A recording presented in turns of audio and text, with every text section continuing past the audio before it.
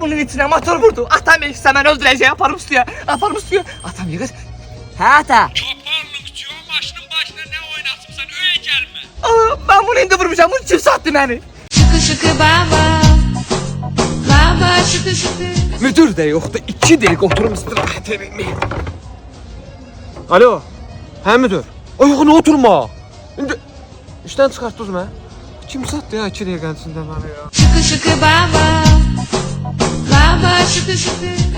Salam yaraşıqlı oğlan, sizlə tanış olmaq olar. Ay xanım, niyə olmuş? Tanış olaq da. Qaqa onlarına da ailəli adamsan. Bəlkə arvadın nəsə plandır, keçərsən ziblə. Arvadın planı nədir? Başın xarab olmasın. Arvad yatıb firqulanda ki. Xanım yaz 055. Şıkı şıkı baba. Baba şıkı şıkı.